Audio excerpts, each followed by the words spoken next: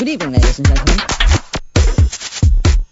Tonight we are featuring an interview with a very peculiar-looking gentleman. Scene 1, take 1.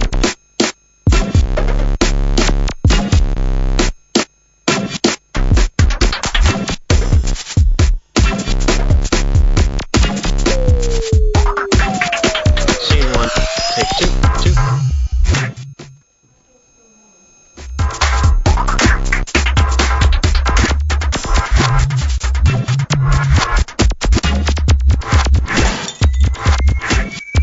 Take 2. So we have to start when that's gone, when that title thing, which is not there. Kia ora, welcome to M News. I'm Cosima. And I'm Wiramu. In today's stories, a new crime wave is sweeping the country in the form of woolen graffiti. Scientists have invented an invisibility cloak. We help them find it. And the latest in weather around the country. But first, a story that is truly will turn your world upside down. If you think the world is getting more and more topsy-turvy, it turns out you're right. Builders in Germany have built an upside-down house, and before you think they may have read the plans upside down, they did it on purpose. The wacky abode was built as a tourist attraction as well as being a comment on the state of the world. The house is 23 feet tall and rests on its roof and has steel beams in the attic. Inside the house there are beds screwed into the ceiling, upside-down wardrobes, an upside-down kitchen, and even an upturned bathroom, though it's not known if anyone has tried to have a bath in it or go to the toilet. Normally a house like this would take 3 weeks to build. This one took over 4 months because workers kept getting confused by the strange angles of the walls. Many tourists visiting the house complain of feeling sick and dizzy after just a few minutes inside. We now cross over to our reporter Levi, who is inside the house. How are you feeling, Levi? Thanks, Cosy. I'm here with the owner of the house, Nikolai, and I'm feeling upside down. So, what made you decide to build this upside down house? I got told by a mate that the world was going to turn upside down, so I thought I'd build this house, and I'd be ready. Well, what are some of the challenges of living in an upside down house? I do feel like a bit of a baby. I have to strap myself into the table and into the toilet. It's a little bit messy, really. And not being able to watch TV, it's unbelievable. Wow. What are some of the plans for the next house you build? For my next house, I'm going to build an inside-out house. The furniture is going to be on the outside, and the outside is going to be on the inside. A little bit cold during the winter, but I won't have to put up any Christmas decorations. Well, thank you so much. I'm Levi from M News. Now over to you, Wiramu.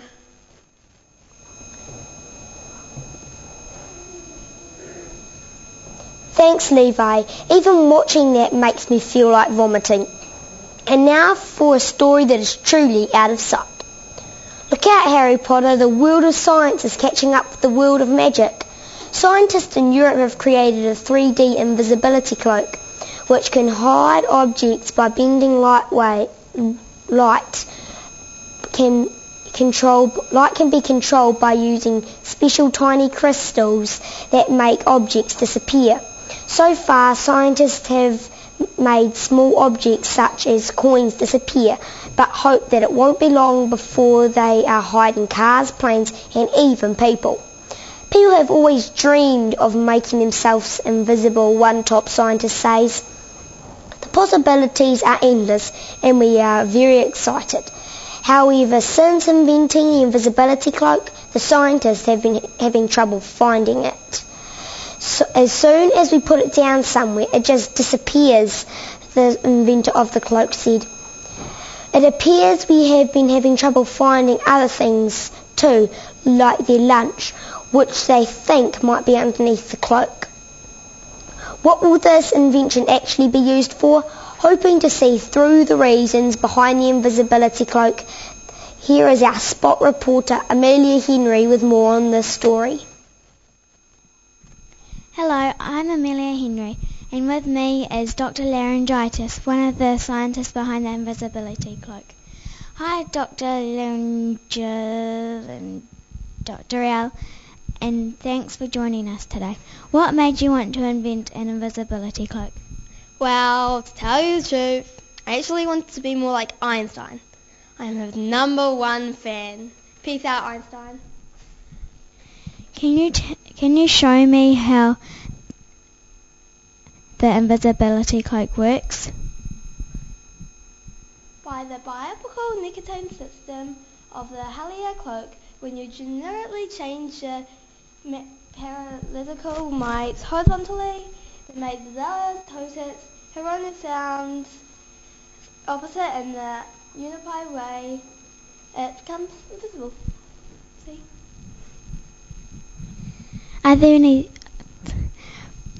What do you hope the invisibility cloak will be used for?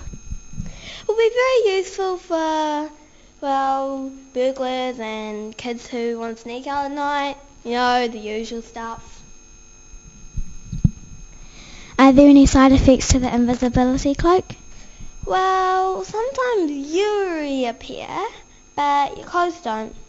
Man, it was so embarrassing when I tried it on in the supermarket. I was trying to steal something, but then it fell off, and my clothes were gone.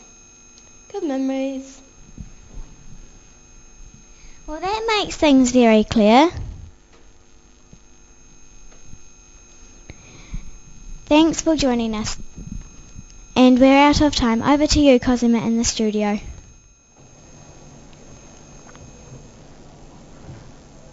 Thanks, Amelia. And now how's this for an interesting yarn? A new wave of graffiti crime is covering the country, thanks to an underground gang known as the Midnight Knitters. These wool-woven criminals are covering tree branches and lampposts with small jerseys and scarves under the cover of darkness.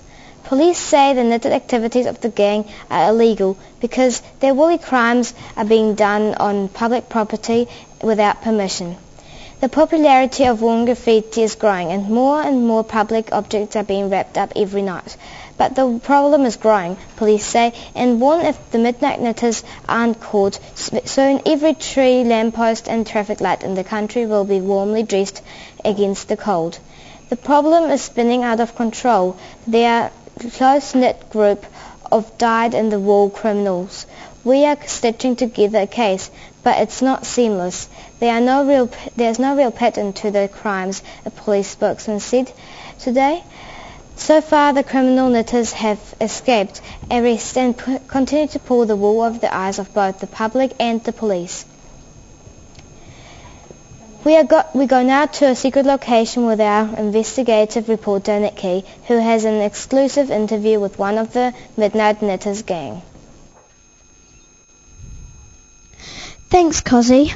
I'm Nikki, and joining me in this top secret location is a member of the Midnight Knitters gang. Hello, Lara, and thanks for joining us. What led you into this dark underworld of knitting graffiti? Well, my grandchildren used to get bullied because of the socks, shirts and jumpers I knitted for them, and every weekend I would get a letter saying that the shirts have been ripped by the bullies. So every weekend I would make more and more until I had simply had enough. So one day I took a 2-hour drive to the school and decorated it and the bullies' houses with knitted graffiti. I decided it made the houses look quite cheerful and colourful, so I kept doing it until this very day. Fascinating. Do you see yourself as a criminal? No, I do not see myself as a criminal. Why not? Because the knitted graffiti makes everything look colourful, and lots of people like my design. It is also a great idea during winter because it keeps the trees alive and keeps the snow and frost off the playgrounds. It is also a great idea for Christmas because it can make the whole town look Christmassy. Wow. Apart from trees, lampposts and traffic lights, what else would you like to graffiti with your woolens? We also like to do airports because we put woolen graffiti around the plane wheels so that they don't rust up in the rain, but it causes lots of crashes, so we put more woolen graffiti on the wheels so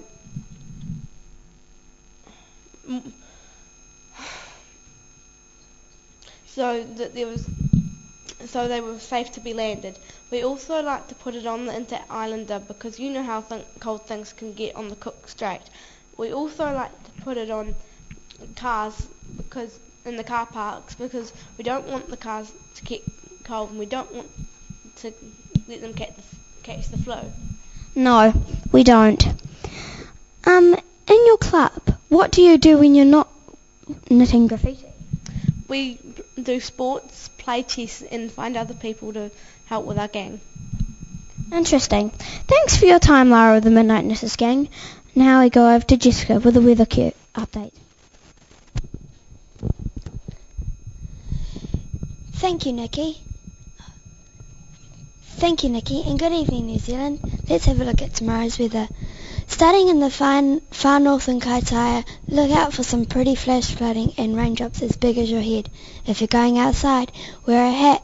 Moving down there to Auckland, there'll be a mix of fair conditions and unfair conditions. But those are the conditions and you'll just have to accept them. There will be no weather at all for the Bay of Plenty. It's taking a short holiday, but it's expected to be back for the weekend. In Napier and the Hastings, weather will be sometimes be changeable and sometimes not. We have really no idea what will happen there. In the Taranaki, a mild depression brings it with a very dull day with no highlights at all. It will be an overcast and gloomy all morning, but things should cheer up by the evening. So don't worry, everything will be fine. Wellington will have another capital day. There will be no wind at all, and the day conditions will be so pleasant they'll actually be extreme. In the top of the South Island, Kaikoura can expect to have a good day, meeting friends for lunch, going for a swim and reading the newspapers, but try to stay indoors as the weather will be just terrible. A real mix for Christchurch which will have some unreasonable rainfall, some sensible wind, moderate thunderstorms and some very angry snow. And in the lower South Dunedin there will be frosty, cold and unfriendly until late morning. When the sun pops over for visit, everybody likes the sun.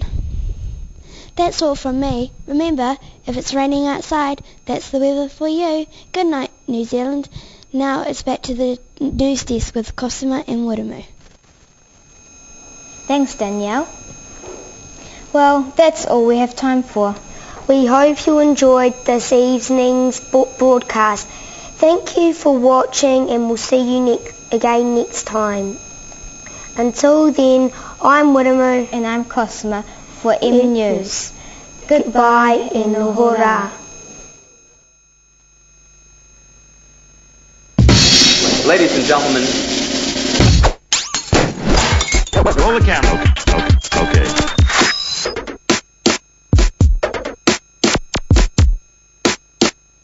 Good evening, ladies and gentlemen.